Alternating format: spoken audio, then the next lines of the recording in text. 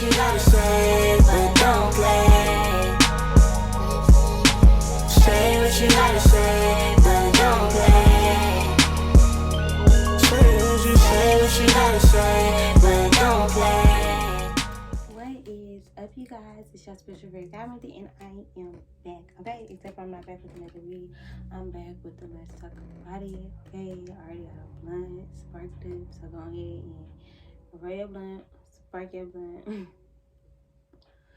hit your blunt one time for me, because we better go ahead and talk about it. So today's topic is going to be like women, periods, the vagina, like all shit to TMI, all shit like too much information, or shit that like is kind of weird to talk about, or that people wouldn't really want to talk about.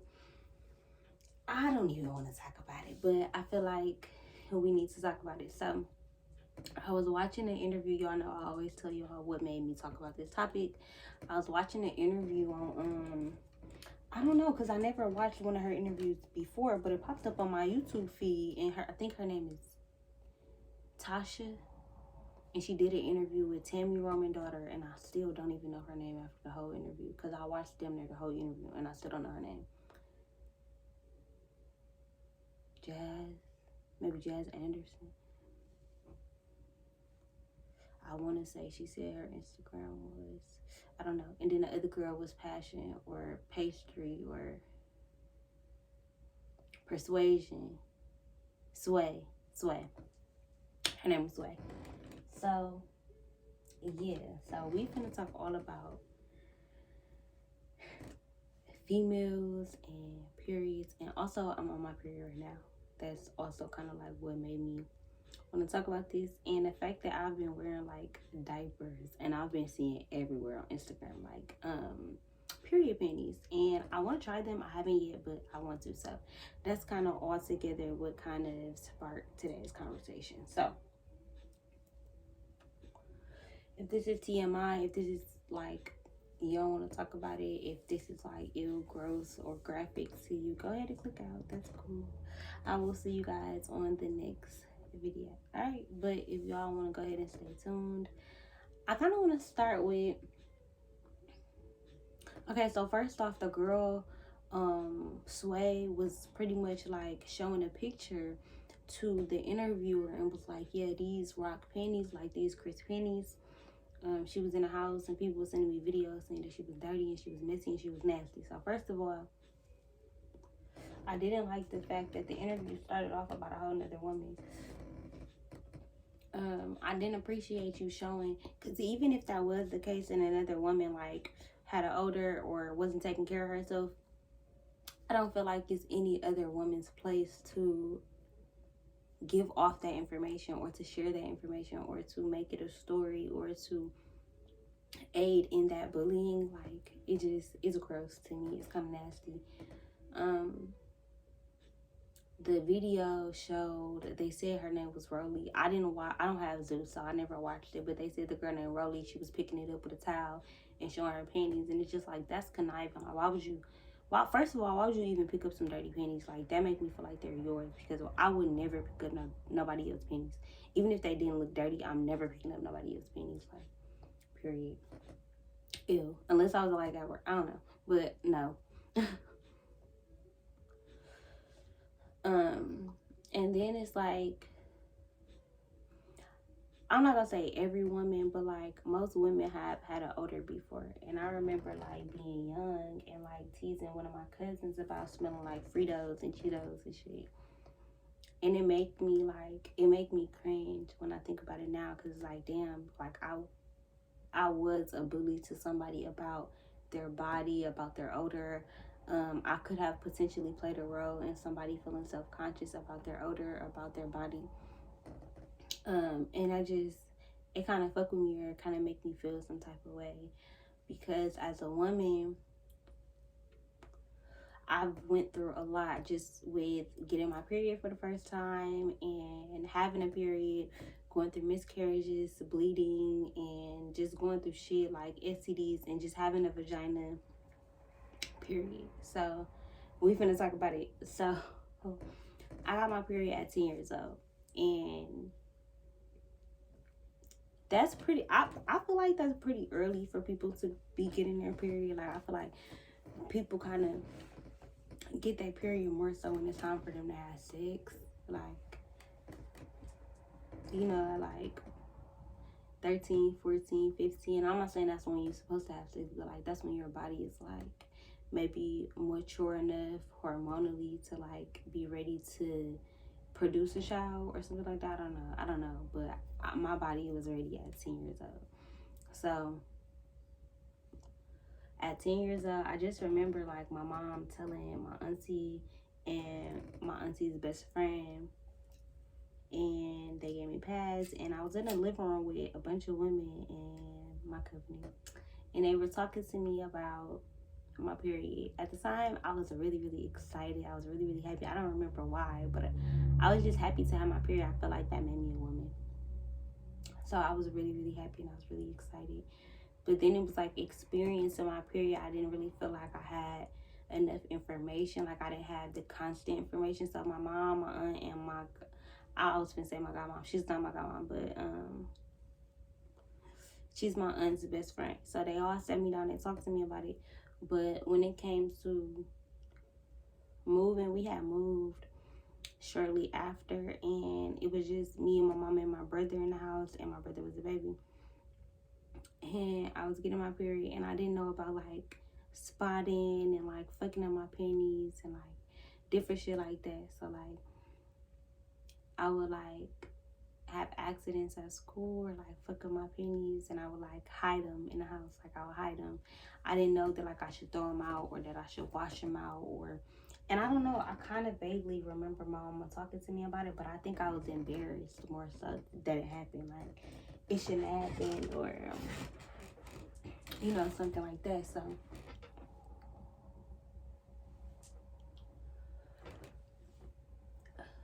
So growing up, I feel like my period was kind of like taboo. I don't think I really talked about it with anybody other than like when I was telling my mom that I maybe needed pads or something like that. I don't even remember how those conversations went. I don't even know if I had to tell her or if she just bought them for me. I can't remember. Like it's crazy. I can't remember, but I don't know.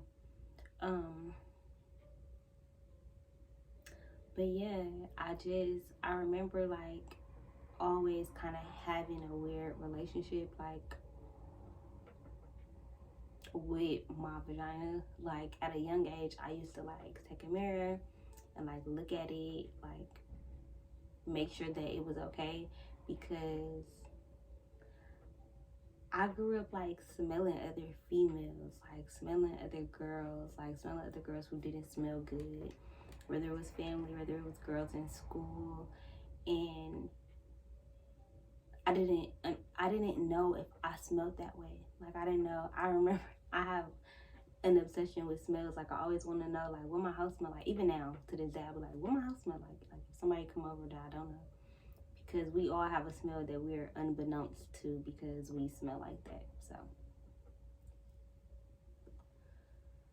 yeah, I just always thought that like I didn't know what I smelled like, but if I smell like what these other girls smell like, I must smell nasty.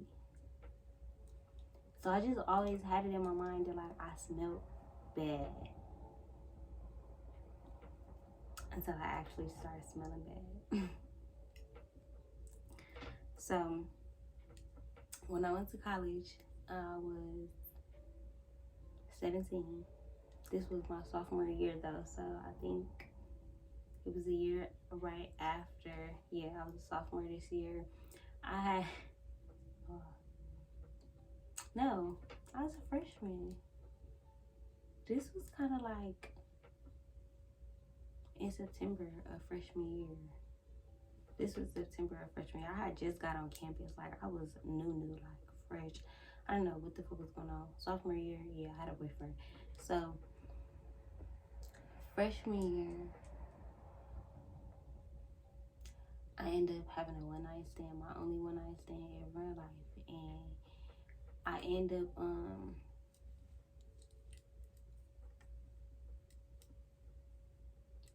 my first one? Was that my only ever one night stand? I don't know, but my only one night stand that I ever remember, like that I ever know of, that I ever like is in my mind. Y'all, I got BV and chlamydia.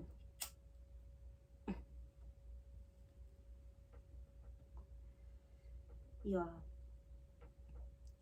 that shit was fucking horrible. Like the day after we had sex, I remember waking up and going to the bathroom. He had already left that night. I remember waking up, going to the bathroom and wiping and being like, what the fuck is that smell like? Damn, that shit stank. Like literally the next morning, I'm like, damn, that shit stink. Like, what the fuck is that? But I'm thinking it's just the bathroom or some shit. So I'm like, okay, cool. Like, okay, it's Sunday. We party Saturday night. Sunday, Monday come and the smell is still there, and I'm like, bro, that's me. Like, damn, I stink. So I end up Monday morning, I end up asking my mama like, what's my insurance? All of this, and I end up googling like, what's her? I already knew her doctor name, but I didn't tell her I was gonna go to her doctor because I thought at the time that she could like ask them or know my information. So I just asked for my insurance information, and then I looked up what I knew her doctor name was, and then I scheduled an appointment for the next day at her doctor. Yo, when I tell you, they tell me I have fucking chlamydia and bacterial vaginosis, bitch. I'm like, what the fuck? For like 3 days straight, I could smell myself through my pants. Like, literally, like, I could smell myself. And it just made me know, like the whole time, I'm like, I'm really, like, I stink. Like, oh my God, like, everybody can smell me. Everybody can smell me. So just experiencing that and knowing that, it's like, it always gave me that mindset that like people know when they funky, even if it's just your breath, even if it's your underarms, even if it's your feet, whatever. Like, it gave me the mindset that you don't never gotta tell nobody that they funky because they always gonna know, like they know. And sometimes it ain't in their control, and I didn't really know that before. Like, I used to associate being funky with you dirty, but then it was like, no, like there's some shit going on with my body that really like I can't control. Like I would take like 3 showers a day. I would like use Summer's Eve at the time. I don't use nothing down there now, like nothing. But you know, like before I didn't know that like scented shit and all that perfume type shit on your vagina wasn't good. So it's just like I'm thinking I gotta scent, so I gotta use this shit. So I'm buying the wipes and nothing was fucking working. Like nothing was working. So I'm like, damn, people go through this shit every fucking day. Like people deal with this shit. Like damn.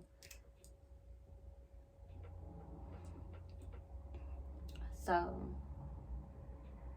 I started being aware of like, okay, so every time you get a new partner, you gotta get tested and you gotta use condoms, and like I started thinking about that kind of shit. And then as I started to get into relationships and have children, like it just became prevalent that like women in real life have vaginas, bro. Like vaginas are whole mechanisms and organisms and life forces within itself, like that don't got nothing to do with nothing else. It's its whole thing.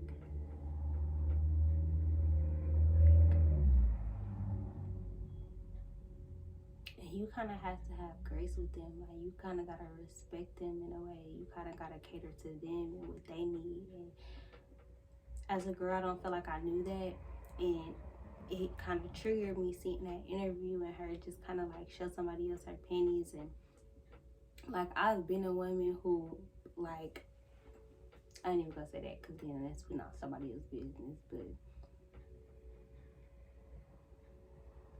I've been a woman who like would scroll on Facebook or whatever and see the panties that's like completely empty and be like, damn, okay. And this one, like Facebook and shit was first on there, memes and shit, vines, all that kind of shit. This ain't even right now. They still post the same ass pictures now, but motherfuckers up on that shit. We grown now, so they don't affect us. But it's like back then, I'm like, damn. I didn't know about discharge. I didn't know about like the different phases of my period. I didn't know that like I'm gonna have more discharge when I'm ovulating, because that's gonna help increase the chances of me getting pregnant. That's gonna help the sperm get to where it needs to go. Like, I didn't know certain stuff like that. So during different phases of my cycles and my periods, my body would change. I would have different things going on, and I just looked at myself like I was dirty, like I didn't take care of myself, like I wasn't clean or good enough. Or if I would have an accident, whether it be in my bed, on my mattress, whether it be at school or in public, like, I've never really, even at my grown ass age, I still have accidents, or I still, be wondering, like, I still used to ask Jonathan, like, can you see my pad? Like, we'd be going out to eat, and I'm like, can you see my pad? Because I don't wear tampons anymore. Again, something I had to learn about my body over time.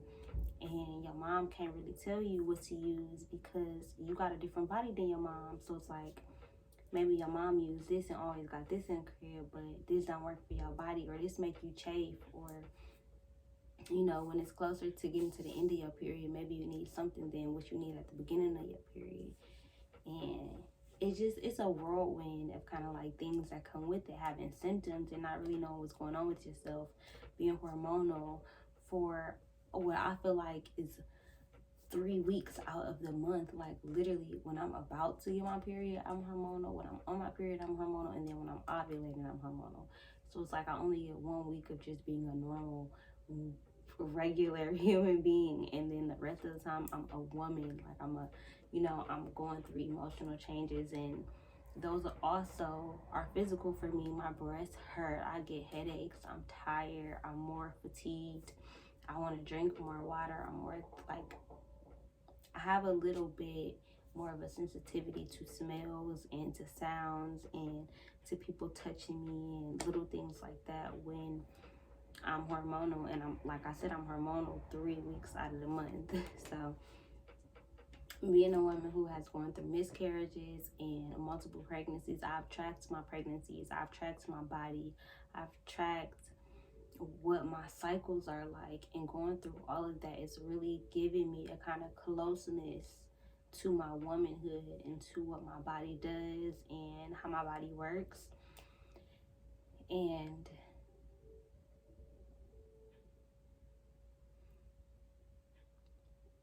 I feel like as women, we do deserve a little bit more grace. We do deserve to be delicate. We do deserve to be more protected. And coming into my womanhood and experiencing a period and experiencing miscarriage, experiencing pregnancies, um, experiencing some of the things that I've experienced as a woman, and still maybe getting a period and having to go through, like being at work and having a period, and going through some of the hardships that I go through as a woman, not just a person who identifies as a woman, but being a woman who gets a period and who experiences hormonal changes. I can't even begin to imagine what other women who may be experiencing PCOS or ovarian cysts or other hormonal imbalances may experience, because even just getting a period is an experience in itself. For me specifically, getting my period has become a little bit traumatic because I do have blood clots on my first couple days when it's a little bit heavier, and it just reminds me of my baby's passing. Um, yeah, and just having clots. So it's traumatic every month for me now, and it's even more made me aware of my body even after ovulating and preparing for pregnancy and having those pregnancies and having miscarriages. It's like the after effects is even a different phase. So just being a woman in general, I feel like is something that is magnificent, and we need to kind of like lift each other up. We need to kind of like share our stories and let each other know that it's okay to not be like everybody else. It's okay to maybe be a little bit different. It's okay to maybe have an odor or get a yeast infection, or have something that maybe you never know. People are going through shit, and I'm not gonna say that anything is unacceptable, because people have things that are incurable. People have AIDS and HIV and herpes and uh, even things that aren't just sexual. People have literally like cysts or infertility issues or um, cancers, breast cancers, where they have to have their breasts removed and things like that that affect women. And I don't know if it's talked about enough where it's relatable, instead of just us being painted as victims or soft or weak, you know, because I feel like we're strong because of the fact that life goes on and we still experience all those things. Because for us, life doesn't just go on. Like, I'm cramping. It's like, damn, like, for you, you still talking to me. I don't care about what you're talking about. Like, my stomach is hurting me. Like, damn, ow, my titties. Right? So it's like, I'm just noticing how important it is for women to kind of like have grace for one another, because the world isn't as pretty. It isn't as nice. It isn't as kind. And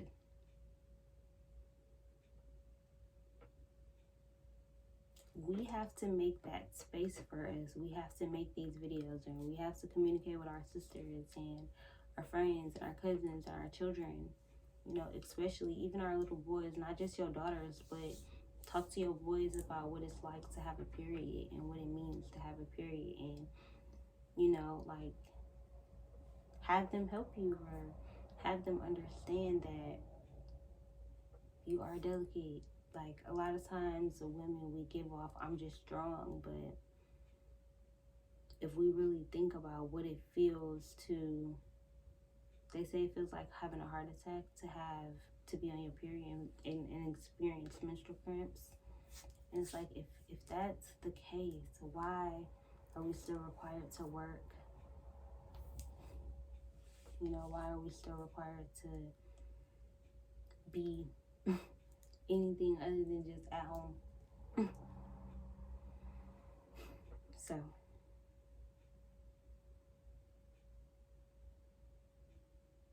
and in my mind, I want to say, like, that's not an excuse, but I think I think that is what is wrong with the world now. The fact that we don't have that Mother Earth love and care and instinct as much anymore.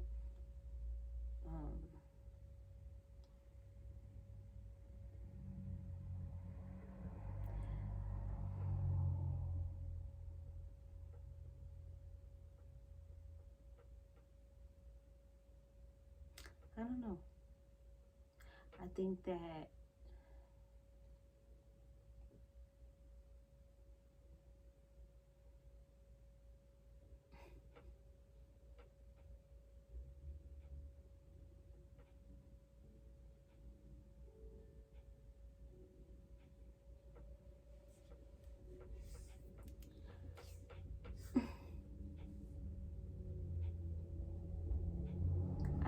women are really, really powerful. I think that women experience a lot. I think that women go through a lot, and that's not to diminish what anybody else experiences, but it's something about being a woman. And I guess because I'm a woman, I feel that way. Because I can never in a million years understand what it's like to be a black man, especially in America. But being a woman,